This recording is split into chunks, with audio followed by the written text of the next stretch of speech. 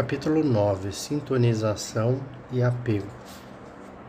Desde o início da infância, parece que só conseguimos regular nosso estado emocional se sentirmos que alguém importante em nossa vida está vivenciando simultaneamente um estado mental parecido. Dr. Daniel Siegel. As áreas do córtex responsáveis pela atenção e pela autorregulação se desenvolvem em resposta à interação emocional com a pessoa que podemos chamar de figura materna. Em geral se trata da mãe biológica, mas pode ser também outra pessoa, homem ou mulher, a depender das circunstâncias. Embora, por conveniência, eu às vezes me refira a essa pessoa apenas como mãe, a palavra sempre vai representar a figura do cuidado, a figura cuidadora mais importante. Pode ser o pai, pode ser a mãe, o avô, a avó, o pai ou mãe adotivos, etc. Como a formação dos circuitos cerebrais da criança é influenciada pelos estados emocionais da figura cuidadora, creio que a origem do TDAH seja o estresse, que afeta as interações emocionais da figura materna com o bebê. É esse estresse que provoca os circuitos elétricos e químicos perturbados do TDAH. Então, o apego e a sintonização, dois aspectos fundamentais do relacionamento mãe-bebê, são os fatores determinantes, e são eles o tema desse capítulo. O hemisfério direito do cérebro materno, o lado onde residem nossas emoções inconscientes, programa o hemisfério direito do bebê. Nos primeiros meses, as comunicações mais importantes mãe-bebê são inconscientes. Incapaz de decifrar o significado das palavras, o bebê recebe mensagens que são puramente emocionais. Elas são transmitidas pelo olhar da mãe, por seu tom de voz e por sua linguagem corporal, que refletem seu ambiente emocional interno inconsciente. No cérebro do bebê, qualquer coisa que ameace a segurança emocional da mãe pode abalar os circuitos elétricos e os estoques de substâncias químicas em formação dos sistemas reguladores da emoção e da atenção da criança. Minutos após o parto, o cheiro da mãe estimula a ramificação de milhões de células nervosas no cérebro do recém-nascido. Um bebê com 6 dias de idade já consegue distinguir o cheiro da mãe do cheiro de outras mulheres. Mais tarde, estímulos visuais associados a emoções vão assumindo gradualmente o papel de influência mais importante. Com 2 a 7 semanas, o bebê já prefere virar o rosto em direção à mãe, em detrimento de qualquer outra pessoa, inclusive do pai, a menos que o pai seja a figura materna. Com 17 semanas, o olhar do bebê acompanha mais de perto os olhos da mãe do que os movimentos da sua boca, concentrando-se assim no que já foi chamado de porção visível do sistema nervoso central da mãe. Durante essas trocas intensas de olhares, o cérebro direito do bebê lê o cérebro direito da mãe. Segundo um artigo publicado na Scientific American, do ponto de vista embriológico e anatômico, o olho é como uma espécie de extensão do cérebro. É quase como se uma parte do cérebro estivesse visível. Os olhos comunicam com eloquência os estados emocionais inconscientes da mãe. Abre aspas. Uma pessoa usa o tamanho da pupila da outra como uma fonte de informação sobre seus sentimentos e seu comportamento. Esse processo costuma ser inconsciente. A dilatação das pupilas ocorre em estados de prazer e é um indicador de interesse. Experimentos mostram que os olhos das mulheres se dilatam em reação à imagem de um bebê. Mais importante ainda, as pupilas também se dilatam em quem observa as pupilas dilatadas de outra pessoa. Num estudo sobre desenvolvimento, bebês sorriem mais quando as pupilas de uma mulher participante do experimento estavam dilatadas do que quando estavam contraídas. Todo mundo já sentiu mudanças fisiológicas e psicológicas intensas ao trocar olhares com outras pessoas, com outra pessoa. Essas mudanças podem ser muito prazerosas ou desagradáveis. A maneira como a pessoa nos olha pode alterar os padrões elétricos do nosso cérebro, conforme registrados por EEGs, e pode também causar mudanças fisiológicas no nosso organismo. Um recém-nascido é muito suscetível a esse tipo de influência, a troca de olhares, o que afeta diretamente a maturação das estruturas cerebrais.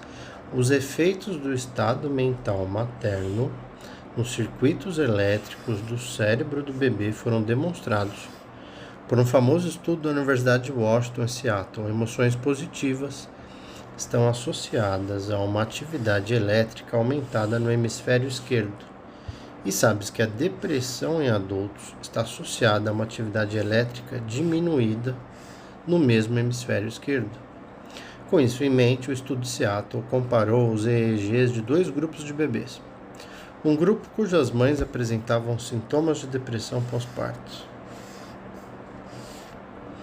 e o outro grupo de controle, cujas mães não apresentavam tais sintomas, durante interações lúdicas com a mãe, projetadas para provocar emoções positivas, relatavam os pesquisadores. Bebês de mães não deprimidas apresentavam uma ativação cerebral frontal maior à esquerda do que à direita. Filhos de mães deprimidas não apresentavam diferenças hemisféricas significativas de ativação, ou seja, as atividades cerebrais à esquerda, que deveriam ocorrer durante uma interação positiva e alegre entre mãe e bebê, não ocorriam, por mais que a mãe se esforçasse. É interessante destacar que esses efeitos só eram notados nas áreas frontais do cérebro, onde estão localizados os centros de autorregulação das emoções, os lobos frontais. Além das peculiaridades no EEG, bebês de mães deprimidas se mostravam menos ativos, desviavam mais o olhar e apresentavam menos emoções positivas e maior irritabilidade. A depressão materna está associada à atenção reduzida nos bebês. Ao resumir vários estudos britânicos, Dale F. Hay, pesquisador de Cambridge, sugere que a experiência da depressão materna nos primeiros meses de vida pode abalar processos sociais de ocorrência natural, que estimulam e regulam as capacidades de atenção em desenvolvimento do bebê. A importância da conexão próxima e constante entre mãe e bebê foi ilustrada por um inteligente estudo conhecido como Experimento da Dupla TV, na qual bebês e mães interagiam por meio de um sistema de circuito fechado de televisão.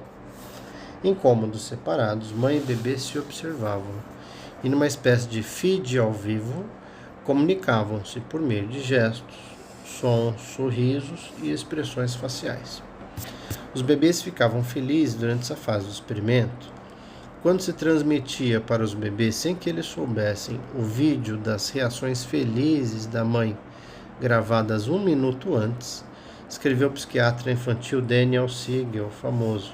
Eles ficavam tão incomodados quanto os bebês dos experimentos clássicos de, entre aspas, expressão neutra, nos quais a mãe ficava presente, mas não esboçava nenhuma reação emocional à demanda de sintonização de seu bebê. Por que bebês ficavam tão incomodados, mesmo vendo o rosto feliz e simpático da mãe? Porque sinais de felicidade e simpatia não bastam. Eles também precisam sentir que a mãe está alinhada ao seu estado mental, participando de cada um dos seus momentos. E isso não era possível num vídeo gravado, já que o rosto da mãe não reagia às mensagens que o bebê estava transmitindo em tempo real. Chamamos o compartilhamento de estados emocionais de sintonização. O estresse emocional da mãe influencia o desenvolvimento cerebral do bebê, porque tende a interferir nessa sintonia. A sintonização é necessária para o desenvolvimento normal dos circuitos cerebrais e do aparato neuroquímico da atenção e da autorregulação emocional do bebê. Trata-se de um processo finamente calibrado que exige que a mãe se mantenha num estado mental relativamente livre de estresse, ansiedade e depressão. Isso se expressa, sobretudo, quando mãe e bebê trocam olhares intensos, num universo emocional só deles, excluindo o restante do mundo, como acontecia na vida intrauterina. Sintonização não é o mesmo que imitação mecânica do bebê. É algo que não dá para ser simulado, por melhores que sejam as intenções. Como todos sabemos, há diferenças entre um sorriso autêntico e um sorriso fingido. Os músculos ativados pelo sorriso são exatamente os mesmos nos dois casos, mas os sinais que fazem esses músculos funcionarem não vêm dos mesmos centros cerebrais. Consequentemente, os músculos reagem de modo distinto, dependendo da origem dos sinais que os ativaram. É por isso que apenas atores e atrizes muito talentosos conseguem imitar um sorriso genuíno e sincero. Esse processo de sintonização mãe-bebê é sutil demais para ser mantido pelo mero esforço voluntário do pai ou da mãe. Os bebês, em especial os mais sensíveis, intuem essas diferenças entre uma emoção autêntica e uma emoção fingida para tranquilizá-lo ou protegê-lo. Um cuidador amoroso que esteja deprimido ou ansioso pode até tentar esconder esse fato do bebê, mas será em vão.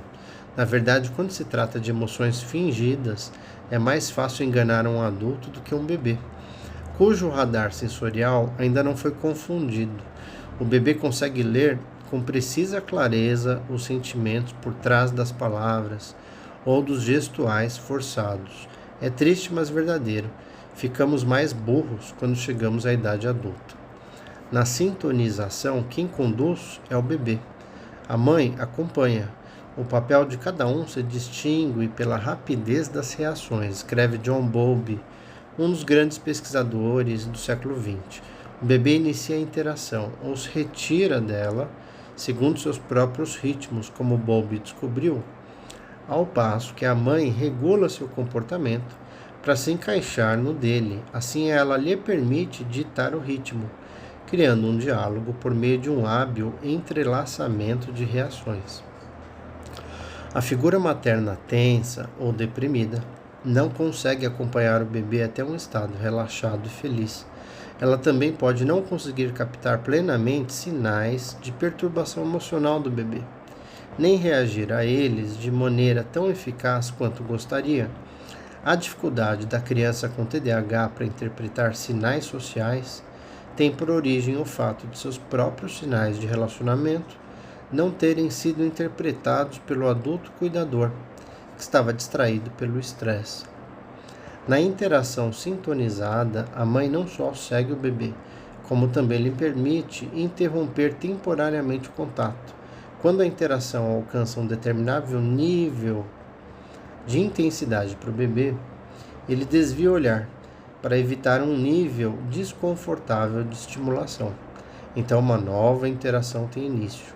Uma mãe ansiosa pode tentar estimular o bebê para trazê-lo de volta à interação.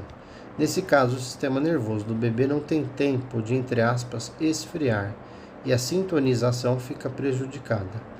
Bebês cujos cuidadores, por qualquer motivo, estão estressados demais para lhes proporcionar sintonização suficiente, acabam crescendo com uma tendência cronificada a se sentirem sozinhos com as próprias emoções, a terem a sensação, certa ou errada, de que ninguém consegue sentir o que eles estão sentindo, de que ninguém consegue, entre aspas, entendê-los de verdade.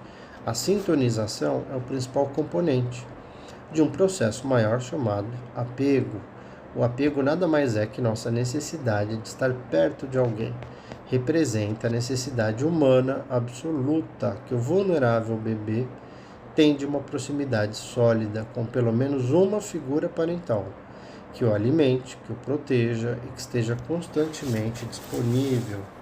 Essencial para a sobrevivência, esse impulso do apego faz parte da natureza dos animais de sangue quente, na primeira fase da vida, em especial nos mamíferos.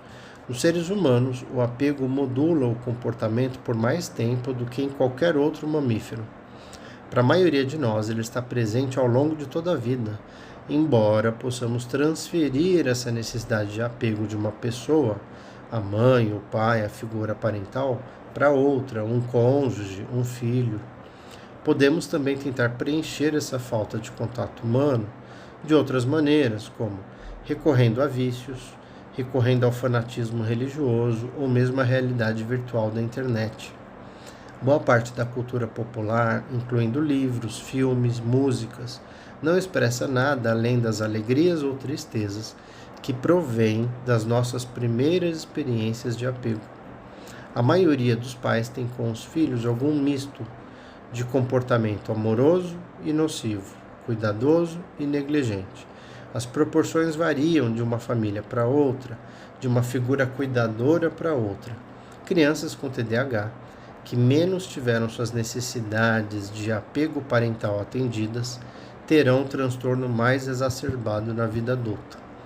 Com apenas poucos meses de vida, um bebê já consegue registrar, por meio de expressões faciais, o seu desagrado com o distanciamento emocional inconsciente da figura cuidadora, apesar de ela seguir presente fisicamente.